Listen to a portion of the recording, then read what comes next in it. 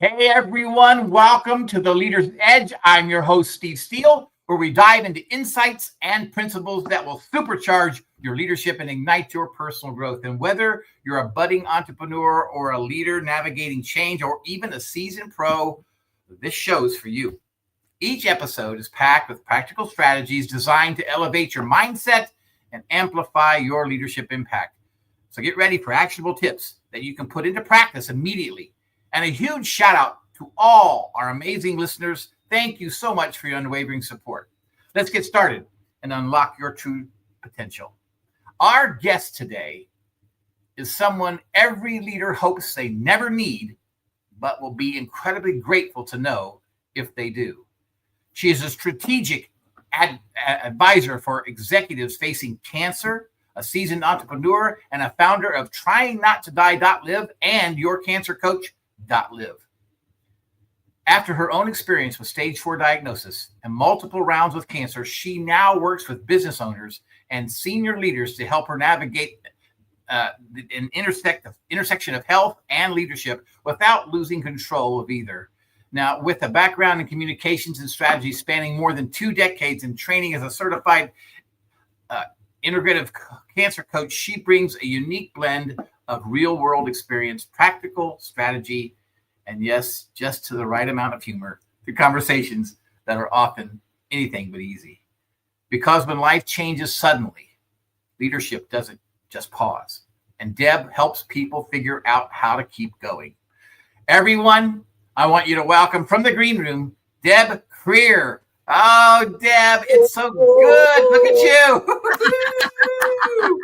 Good to see you again. Yes, thank you, sir. We are going to have such a great discussion. I am so honored to be here. I know. And this is your second appearance on the Leader's Edge. I know. And I'm just so thrilled to have you. It is such a privilege. And when we talked last week, we talked about a lot of different things. And a lot of our guests probably haven't heard a little bit about your story. So let's just kind of dive into your story and what you've been through, Deb. So, we go through this thing and people kind of understand where you're coming from. Yeah. Well, it's wild and crazy. Yeah, I know. I know a little bit about your story, and it is wild and it is crazy. Yeah. But the amazing thing that you bring to this whole thing is your energy and your hope and your humor. And people are going to find that out as we go through this. It's going to be awesome. Yeah. You got to have humor. I mean, life is just not worth living if you're not laughing on occasion. You're so right. Yeah. So I was initially diagnosed. It's been about 10 and a half years ago. It's actually 10 and 3/4 years. I don't know. Coming up on the anniversary. Let's put it that way. And, everything was not really that big a deal. I was diagnosed with what they called stage 0 breast cancer, which meant, hey, we're just going to kind of watch it. There's some abnormal things that are going on. So I didn't even get an oncologist. I had a couple of really fun biopsies from a surgeon. And then she said, several months into this, she said, you know what, let's look at some lymph nodes. So we did a bigger test and 8 of 12 lymph nodes were positive for cancer. So immediately I went to stage 3. And that was like, okay, this is fun. And then I got an oncologist. It was like, okay, I guess we're going to have to treat this as serious. She decided that we were going to throw the book at it. This was something that, we really needed to get pretty aggressive with. Had my first chemo, which was 8 different drugs, took 8 hours. Because the first time you get chemo, they do it very slowly to make sure that your body can tolerate it. I discovered that Jimmy John's delivers lunch. Yeah, I did. I had Jimmy John's delivered, right? In the middle of your therapy? In the middle of my therapy, he came back into the room with the little bag, kind of looking a little confused. But yeah, I had Jimmy John's delivered because I was just sitting there. I mean, and then the world came crashing down. About 4 days later, I was in the hospital. I went into septic shock. I developed a complication that happened less than 1% of the time. And at that point, I was the only person that ever survived it. Would that be because of the therapy? Did the therapy kind Yes. of stimulate that? Yeah. Because you were fine. I mean, you weren't feeling it I before the was therapy. a healthy little kid. Yeah. And what happened was, the cancer, one of the chemo drugs were, because there were 8, we're not quite sure which one, but it ate a hole through my colon.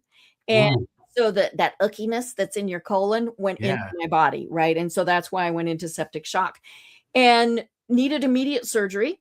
And the surgeon, God bless his little heart, said, he said, well, I see no reason to do surgery. She's not going to make it through the day. What? And septic shock is fatal about 75% of the time, right? And I remember thinking, excuse me, I get to vote. And the conversation, and he was talking to the oncologist, and my husband said the conversation was a little bit different, but that really was what it was. And my oncologist got in his face and looked at him, and obviously he operated.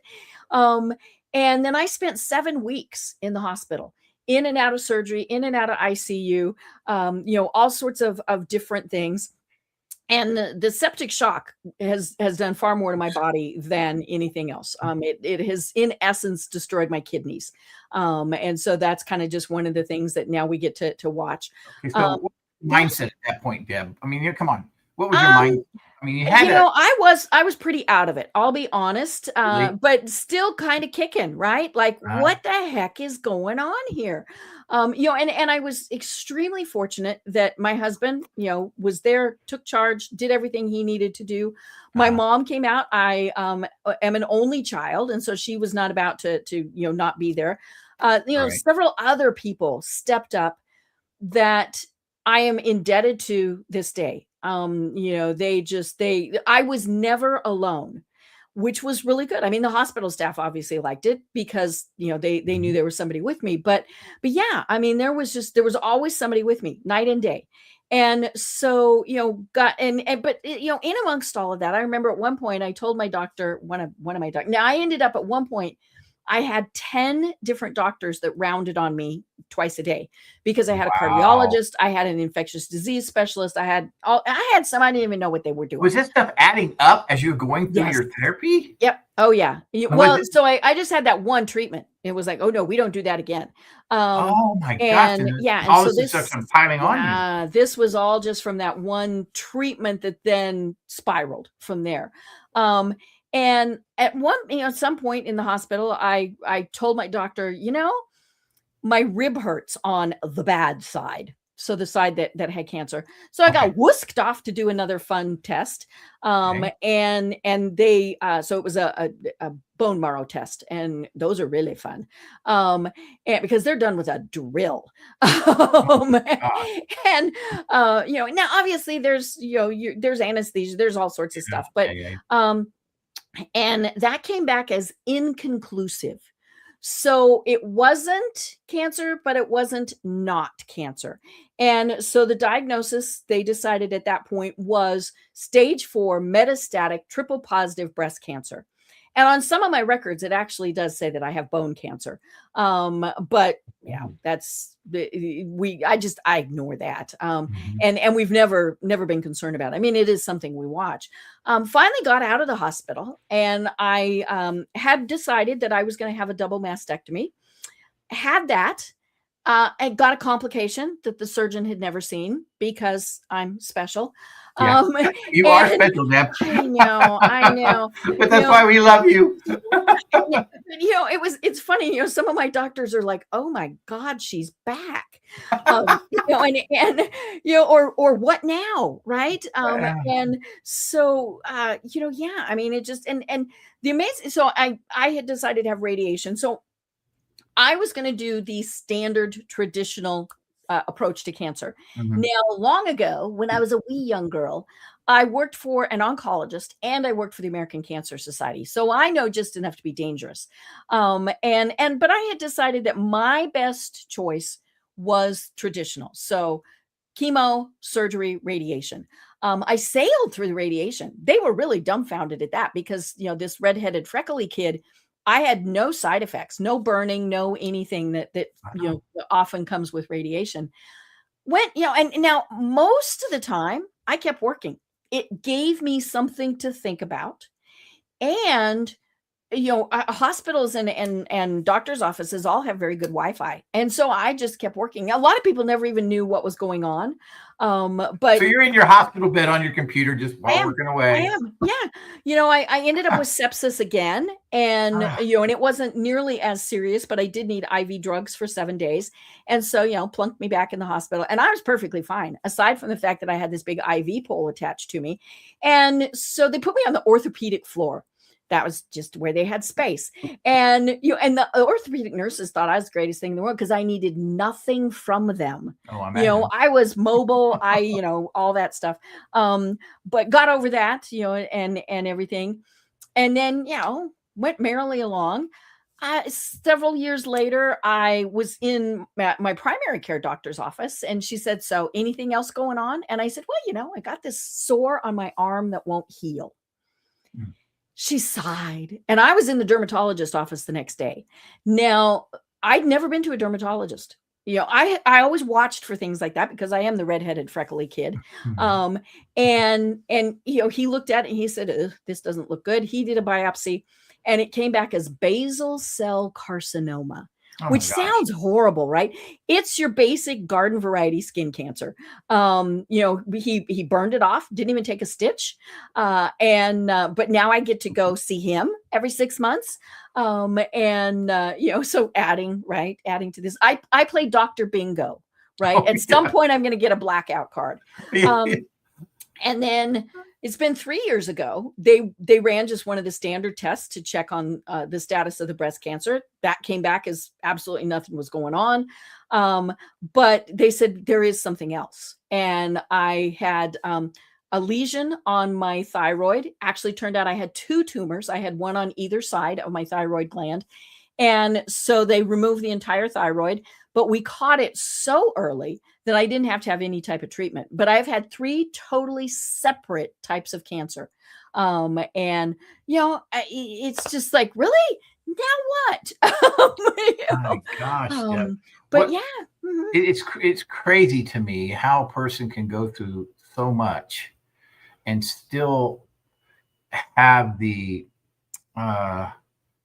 energy, and because so many people, when people do have cancer, and they do, this is my experience, the people who have cancer, they struggle with the mindset of trying to, what's going to happen next, what I get, the fear of it all. Deb, how do you keep your positivity so strong? I mean, that's got to be a gift of something. I mean, there's got to be something there. I don't know. Maybe I'm insane. But I'll be honest. There are times where I am not a happy camper. Whether it's fatigue. I actually had treatment this morning. So I have been having treatment every 21 days for 10 and a half years. And so, but I know what I need to do. I need to come home. I need to rest. I need to hydrate, right? Wash all that gooky stuff through your body. But you graced us with having a prayer before we started, and you said one of the magic words, and that's grace. We have to give ourselves the grace to feel bad and to acknowledge that and know that, some days are really going to be bad. Some days we're going to be angry. Some days, we're going to not want to get out of bed, but it's okay. Feel those emotions, acknowledge them, and then say, okay, now what do we need to do to move on? Wow. And that is, I know that sounds easy. It's not. It's not easy. And you have to, I guess, position yourself in your mind to say, I'm going to make this choice. This is how I'm going to feel, how I'm going to move forward. Because I know even in situations in my own life when I'm dealing with specific things that are not even related to health, but there's different things that come up. This has happened or this has happened. It is sometimes hard to stay in a mindset of really a powerful state of mind, because if you're in a primal state of mind, which is that stress and overwhelm and anxiety and all of that, shifting to a powerful state of calm, peace, energy, happiness, joy, people don't know how to do that. It's hard to make that shift. How do you, and you just said that it's like, it's a choice, and I understand that it's a choice, But Deb, what would you give to people that? Yeah, there's a couple of things. The first we kind of alluded to already, laugh, right? Laugh. You know, and there are actually medical reasons why laughter is good for you. The Mayo Clinic even agrees, you know, all those various things. It raises your level of serotonin, it decreases your blood pressure, all sorts of things. Even if you're faking a laugh, your brain doesn't know. And That's right. you know, and right. So you do that, which I mean, like, you know, I go bebopping into the infusion room. How are you? You know, and people look at me like, whoa. But you know, you have to laugh at all this. You have to really just laugh at everything that's going on. I mean, I have gone under anesthesia, under general anesthesia 34 times in 10 years. And then you just toss in all the other stuff. I mean, you know, that does kind of scrabble your little brain a bit. I would think. But the other thing is your community. You know, I do say that I am a warrior. I know not everybody likes that term, but I am a warrior. I'm fighting for my life. Absolutely. But no warrior stands alone. We all have our tribe. We have our community. And I remember one of the times when I went in for surgery, I literally laid there, you know, all ready for, you know, the surgeon. And I thought, well, I can't die. All of those people will be mad. You know? Yeah. But more importantly, when I'm going through, you know, and I know that I always have, you know, prayers from people, good wishes, all sorts of things.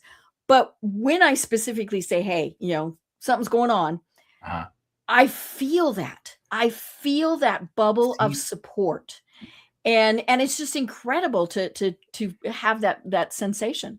And that's a whole different vibration. That's a whole different energy level. You know, just saying it and knowing it and just, you know, okay, but feeling it is really a whole different vibration. It's it's one of true belief, you know. The people are there for you, the people love you, the people care about you. Right. And some are my angels. You know, I've got some angels. Yep. Absolutely. Absolutely. Talk to us about that. What does that mean to you? So I actually, I don't know if you can see it. So I have a great tattoo and it says warrior. And then it has tattoos around the word warrior that stand for people that I've lost. And you know, and like my mom's there, my dad's there, my mother-in-law, friends. I've got paw prints for my furry animals, you know, things like that. But it's here on the inside of my arm because I can touch it and I can feel it when I am in, you know, the doctor's office, surgery, wherever. And the weird thing is sometimes it's warmer than the rest of my skin. And I just know that those angels are there saying, okay, we got you. Whatever's going to happen, we're here with you. I believe in that wholeheartedly, 100%. I feel like the angels, that my angels are around me. The people who support me are around me all the time, especially in some of the things I'm going through.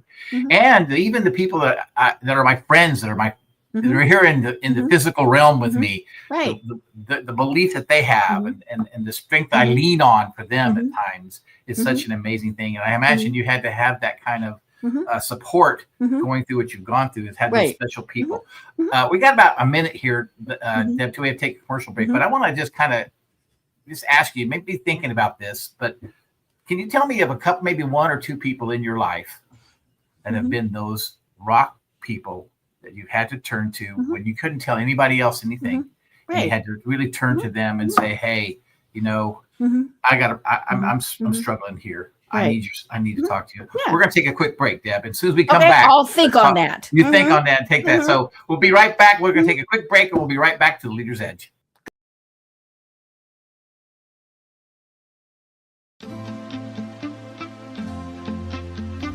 Are you ready to elevate your organization with a team of transformational leaders? Do you want to attract and nurture top talent while enhancing communication and productivity across generations? Hi, I'm Steve Steele, co-host of The Leader's Edge, and your coach with the Maxwell Leadership Team. My program equips leaders with essential skills and resources to lead, coach, and communicate effectively, ensuring everyone thrives. With tailored insights and proven strategies, I'm here to help your entire organization succeed.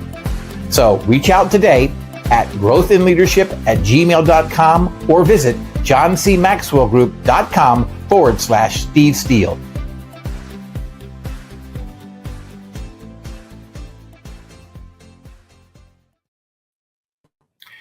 Hey everyone, welcome back to the Leader's Edge.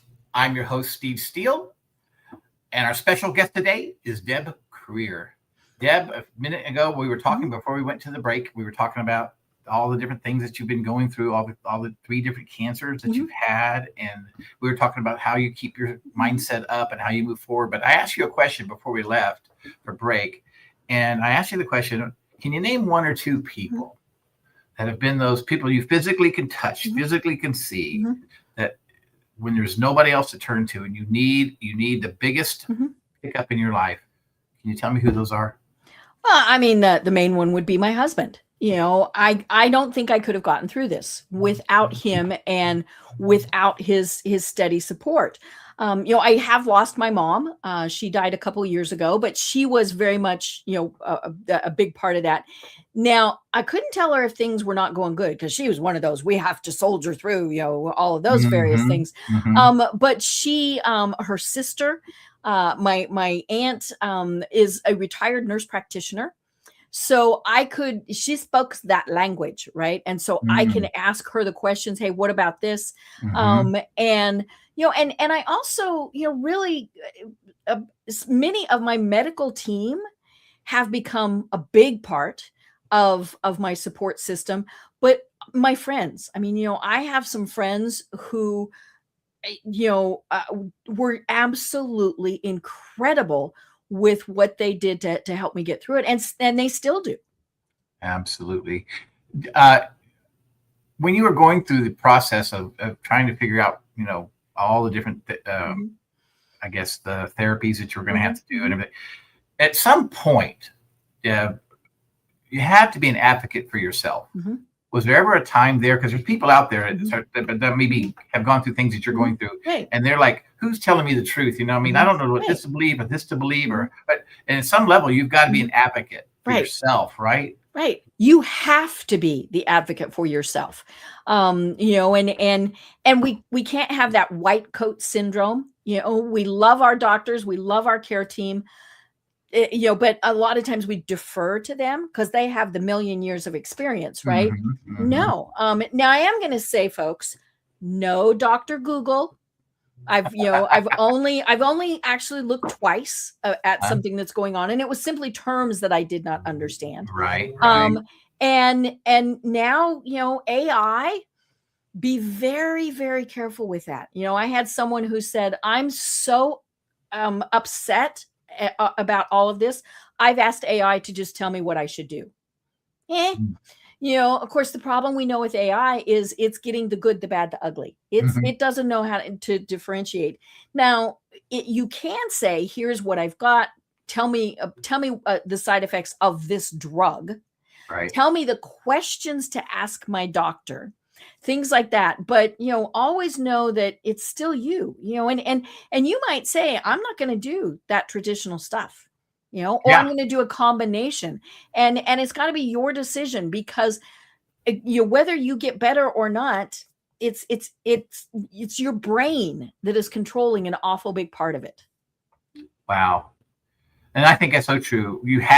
I love what you said. You have to be the advocate for yourself. You can't just let everybody else make the decisions for you. You have to be that advocate. I think most people will agree to that. It's just knowing what is the right thing. Right. You know, just knowing what is the right thing to do. Well, and when you're told you have cancer, your brain goes, bleh. Oh, I can imagine. Right? I mean, you know, when we go to the doctor, when we've got the flu, we come home and we go, when was I supposed to take that medicine? You know, and when you're told, you know, hey, you've got this and this and this and this and this, and they give you all these printouts, right? Here, you can study up on this. And it's like, I'm sorry, every one of these words has more than 25 letters in it. You know? And, you know, and so, you know, just know that, you know, you might need to research things a little bit better. I know there are so many people who their faith is what is something, you know, and there's obviously different levels of faith, different types of faith, you know, faith as in a religion, right?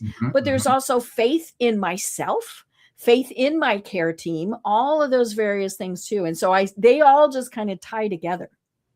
Absolutely. Now, when I read a little bit about your bio today, when I was introducing you, you made a statement I just absolutely love, and I want you to kind of explain this statement. And I read in your bio, it said that you're someone every leader hopes to never need, but will incredibly be grateful to know if they do. Right. What does that mean, Deb? It's something that I was kind of arm twisted into doing by my business coach. Really? Yep. One of the things that she kept telling me, and she knows my story. She knows all the ins, the outs, the uglies. Yep. And she kept saying, you didn't go through everything you went through without using it to help others. Right. And I said, yeah, but I don't want to be cancer girl. But she kept kind of pushing and saying, you need to do this. So I finally took the step. You mentioned I am a certified integrative cancer coach. That is through the Cancer Wellness Institute. It was a 12-week, very intensive program. Really? So not just hey, here's $30. I'm going to, do something on the computer. No, this was a very detailed program. And I have some other certifications. I'm a grief counselor. But I'm a happiness counselor. I can believe that. Right. And then, obviously some business things. And so what I have started doing is helping business owners and executives who, when they are told you've got cancer, the first thing they say is, I don't have time for this, which is what I told my doctors. Sure. And more importantly, I can't tell anyone because they're going to think I can't do my job. Okay. Now I want to zoom in on it for a second, because I think that's very important. When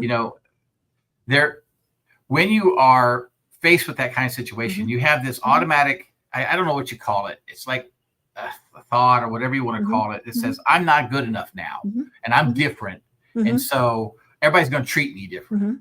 And I don't want to be treated different. I want to be treated the same. Right? Right. So how do you,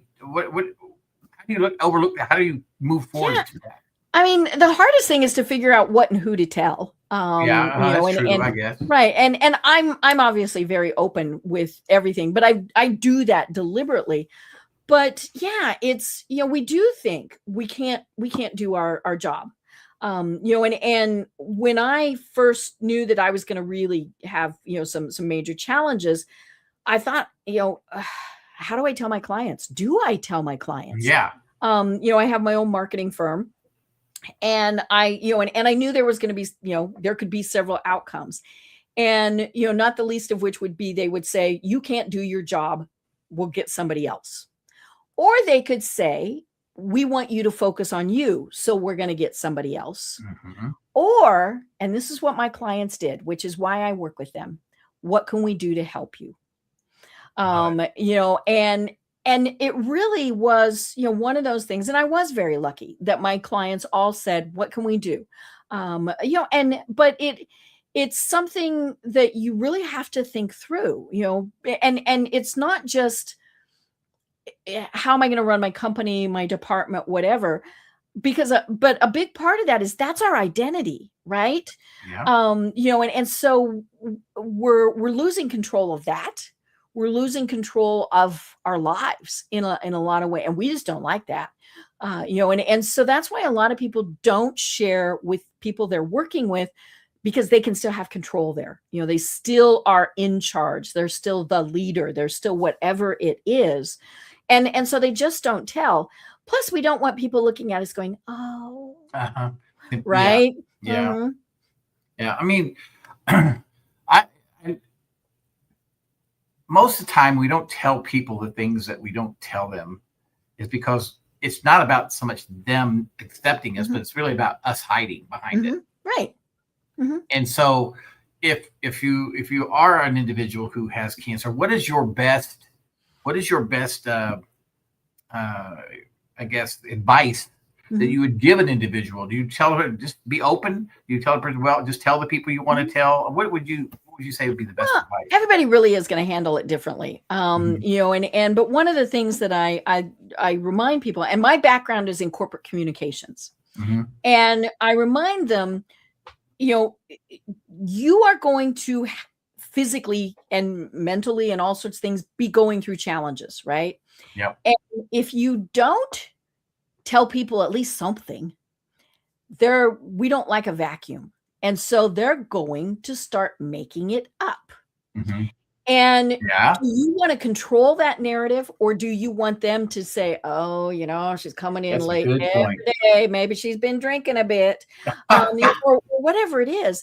And, and like I said, you can be very open. You can tell them all sorts of things, or you can say, I'm going through something with my health. Yeah. I'll keep you posted with as much information as you need, but I really need your support. And if you've got good people around you, they will say, what can we do to help you? I love that. And I think you're absolutely right. You control the narrative. Mm-hmm. Mm-hmm. That is how you get through that. You Right. control the narrative. You let people know what you want them, exactly you want them to know, and you Mm-hmm. control the narrative. And I love the fact that people will walk up and say, how can I support you? Because that's what, I mean, if I'm in that situation, Right. even in situations you're not with your health, other Mm-hmm. situations, Mm-hmm. I love hearing people say, how can I support you? Mm-hmm. Right. And sometimes it's just me being able to vent Mm-hmm. or me be able to talk it out. Right. And get rid of that, all that Mm-hmm. energy, because sometimes when you have all that little primal energy in you, and you talking to someone allows you to release it, right? And then start allowing versus, which is resisting, right? Because when you resist, that it just builds. It just builds. You resist. So just start allowing the universe, or you're allowing God to do his amazing work in you, regardless if you're sick or if you're healthy or whatever your situation is. It is allowing God to do that, surrendering that, to let them just say, I'm going to allow it, God. I'm here. I'm going to allow it, and have the people that love you and support you behind you. That's amazing. Right. That is amazing. Right. I mean, I don't know any other way to get through it. I mean, right. And you have good people around you who are smart and talented. And if they work for you or with you, empower them. They're smart. That. They can do it. There's a word that's really hard for all of us, right? And it's called delegate. Oh yeah. and of course the big thing is we think, well, we'll delegate this, but what if they decide they really didn't need me? Well, okay, then you get to do something else. But yeah, we've got really good, smart people around us. Have them help us. And the thing is, though, be specific. Nobody reads minds. And from both ways. I can't expect someone to help me if I haven't asked, specifically said, here is what I need. Because if they don't, then we get our feelings hurt, right? But if you are also on the other side, be specific. Don't just say, hey, Steve, just tell me if there's anything you need. Because your brain, like we said, shorted out and you can't think of anything. And so if, say, you're a friend, you're going to say, can I bring you dinner on Friday? Can I take your dog for a walk? Can I take you for a walk? I needed people to walk me. I literally needed people to take me for walks. And so be specific, because I can easily say no, but I could also say, oh, hey, Friday for dinner doesn't work. What about Sunday lunch? Or, something like that. And so be specific when you are either asking for help or wanting to provide help. I love that, because sometimes we don't want to ask. Right. Right. We don't want to ask. Sometimes we don't want to be a bother. We don't want, exactly. We don't want to bother them. We don't want to feel like we're intruding upon them or their situation. But the fact that the truth is, they really, I would really, really want that. Maybe I can't do it at that specific time, and maybe I can't, but maybe I can another day later or something like that. I would really, really want that. Yeah. And in the workplace, say, can I help you with that report? Can I do, can I talk to that client? Can I do whatever it is? It really is, again, we just have to be specific. I love it. Deb, I thought that this particular website was very unique. TryingNotToDie.Live. Tell us what that's all about. Tell us what that's all about. Right. Well, it was part of this process of my business coach saying, hey, you need to do this. But the trying not to die part came from my mother. When she was out, and she stayed for 4.5 months. Really? that's a little long. Uh-huh. When she started rearranging my kitchen, it was like, Oh. no, you get to go home. But like I said, there was somebody with me all the time. And so that was great. And I truly appreciated the fact that she was here. But one of the times when some, medical person came and went, I got the disapproving mother face. We all know what that is, right? And I went, what? And she said, you did not say thank you. And I said, oh, for God's sakes, Mom, I'm trying to not die here. And, one of the things that we think about is the fact that as we are going through things, whether it's something catastrophic like this, or just, hey, what's going on in our lives, we get so caught up in trying to not die that we forget that we have to live. Oh, that's beautiful. And maybe it's 5 hours, maybe it's 5 days. I mean, whatever it is.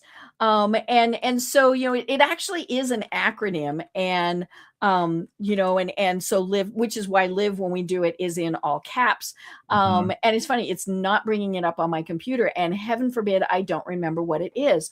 But it is, how are we going to live our lives? And really, whether you've got an illness or not, how are you going to live your life? Are you just living to, get through everything, or are you living to truly live? I absolutely love that, because trying not to die. I mean, I would imagine that people that have been what you've been through are in those moments of thinking, and like you said, told your mom, I'm just trying to live here. I'm trying not to die. And that's constant. I mean, it's got to be a constant thought on your mind every single day, day after day, moment after moment. But you've got to live. Right. You've got to flip that switch in your mind somehow. Right. And I said, my diagnosis is stage 4. Stage 4 is not considered curable.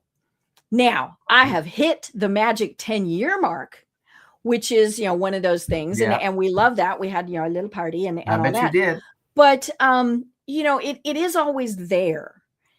And you're always thinking, and I know one of the things that people talk about a lot is what we call scan-anxiety.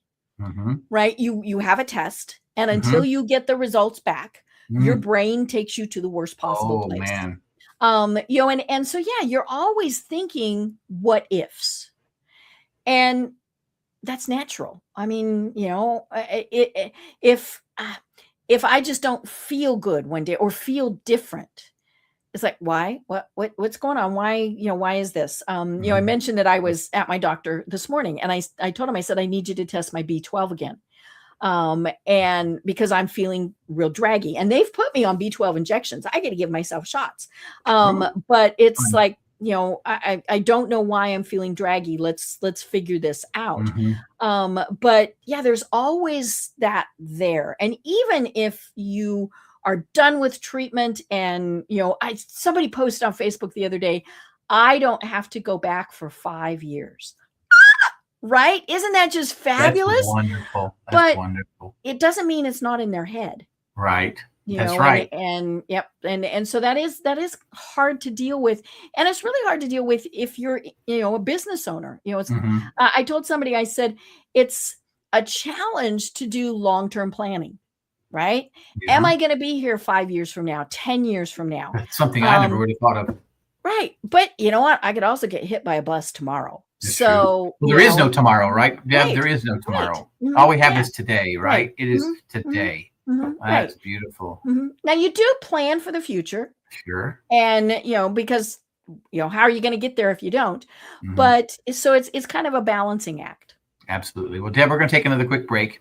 And right after we get back, I want to talk a little bit about your coaching and what you do there. Okay. So we're going to take a quick break. We'll return right back to the Leader's Edge.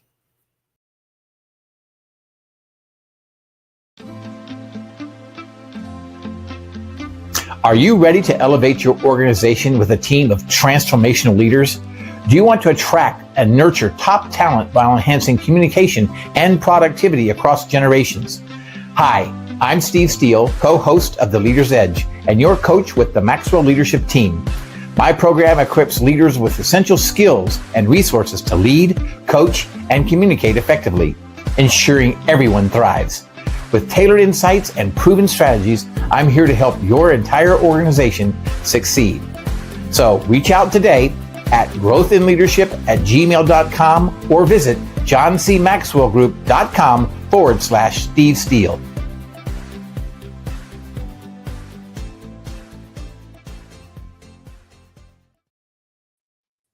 Hey everyone, welcome back to the Leader's Edge. I'm Steve Steele, your host, with our special guest today, Deb Krier. She's back. Deb, thank you so much for that. That's a wonderful conversation, and I loved what you were talking about. Especially, we were talking about trying not to die. Live. That was very interesting to me, how you really put all that together, and how we talked about the different the way people think about their situation and being an advocate for themselves. All those different things, right? So, but Deb, you're a coach. You have a website that is, I think it's called Cancer Coach. So YourCancerCoach.Live. Yeah. We like the live motif, right? I like the live part too. Yeah, that's pretty cool. And I remember when websites were first around and you had to be .com, .org, .whatever. Yeah. Now you can be pretty much .whatever. Yeah. But yeah, so it's YourCancerCoach.Live. Tell me a little bit about that. Who do you coach, and what does that coaching look like? So thank you so much. Again, it's for senior executives or business owners, because they really don't have people they can share with, and now some do, and that's great for them. But in many cases, they're thinking, I can't tell anyone. And, so what I do is I'm not the, gee, I'm so sorry for you. See, I get real Southern every once in a while. I'm like, okay, is your business going to survive? How is your business going to survive? Do you want your business to survive? There are some that are going to say, nope, my priorities have changed. I don't want to do this anymore. But, it is thinking through the things that we should be thinking about as business owners and leaders anyway. Do you have a business continuity plan? Who signs your checks? Who has your mortgage? All of those things that in a lot of cases, especially for, say, a solopreneur, it's in our heads and nobody else knows it. Right. They don't even know the password to the computer, let alone other things like that. And so the program is structured to be 90 days, because that's kind of the typical type of initial diagnosis and, whatever, until things are, the ship is kind of righting itself again. But, what are you going to think about during that time? I mentioned the words delegate, empower. Who are you telling and how? You are going to have different communications for different audiences, right? Your immediate team around you, you probably need to give them quite a bit of information.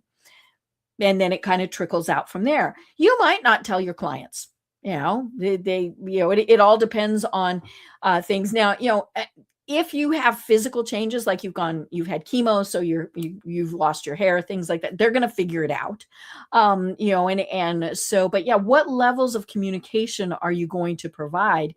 And then, really think about those things that we get caught up in and ignore as that leader, because we don't have time for it.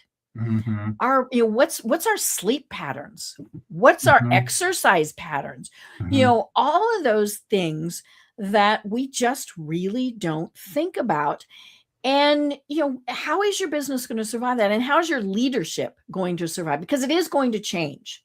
You are going to have a different perspective when you come out of this. Oh, I can imagine. And so how are you going to structure that to be what you want it to be? And I was going to ask you, when you're coaching, is it really all about the business, about, what they're going to do? Or is there those moments when at the beginning of this coaching, you just got to coach them through the moment because of how they're feeling, right? I mean, it is so difficult. I mentioned grief and anger. Tell me about that. Yeah. Tell me about grief, that. Anger, and denial are the biggies. I literally looked at my doctor when we knew that it was going to be a much more serious diagnosis. And I told her, I'm sorry, I don't have time for this. And she didn't quite understand my sense of humor. And she just looked at me like, but yeah, we're angry, and we are going to grieve because our lives have changed. No matter what, even if it is, a fairly easy to treat diagnosis, all of those various things, your life still changes. And so you're going to grieve what you have lost. And, some of it too is thinking about what is important to you. I tell people, don't have a bucket list anymore. Just do. I love that. Yeah. I love that. Yeah. And so, I tell people, I don't want my headstone to say, I wish I would have. Yeah. And so that could be that you are going to back yourself out of your business, and, more people are going to do, or maybe you're going to go in a different direction. Oh, I always wanted to do that. Those type of things, and really be thinking about what is, if you've got 5 hours or 50 years, how are you going to live that? And really sit down and think hard about that, because when we're running a business, we're so caught up in running the business, we don't stop and think about those things. That's beautiful, because you're absolutely right. Our identity changes at that moment. We're not just a business leader. Also, we're now a business leader who has a different perspective on life. Right. And it's a huge shift, huge shift.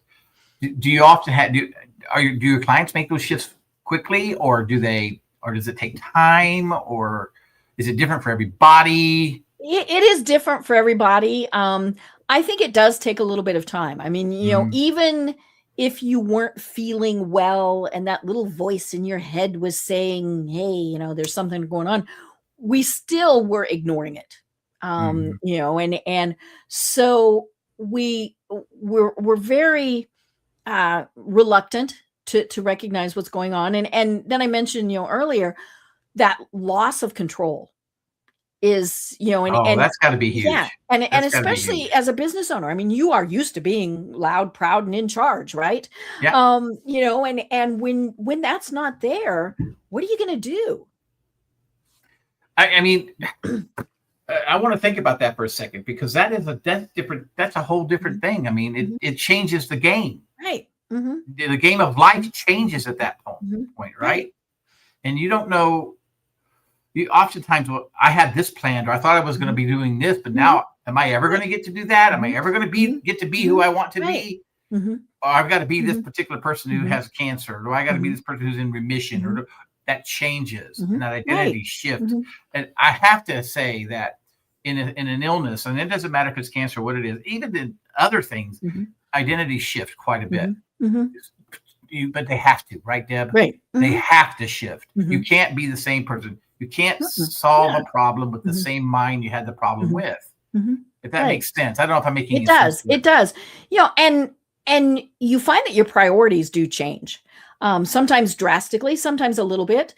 You also find, anyhow, I did, that who and what I surround myself with changed. Oh, that's interesting. Yeah. Those toxic people. You don't got time. Yeah. Now there might be some that you have to, still have to have in your life, but can you get rid of them? Or at least minimize the amount of time that you are with them. It was funny. I was talking with my nurse today as she was drawing blood, and we were talking about what's going on in the world. There's a lot going on in the world. Yes, there is. And we both said we don't watch the news. I know what's going on. I do too. Now, last night, my little heart was so happy because I watched Artemis 2. I did too. Yes. I saw that on the TV. Yeah. Oh my gosh. Right. But there was that tiny little bit in there, like, please don't blow up. Please don't blow up. Right. No, yeah. Because we're of that generation where, unfortunately, we saw those. But yeah, I mean, to me, this is getting very philosophical and very woo-woo. That is such a symbol of going and doing the most that you can do, right? I mean, those astronauts, if everything goes the way that it's supposed to, will be doing something that no human has ever done. So scale it back to your life and think, okay, what can I do? And some of it might be, I'm happy with where I am. That's okay. You don't have to uproot everything, but think about, maybe I'm gonna be a better person. Maybe I'm gonna volunteer more. Whatever it is, just be thinking about those things.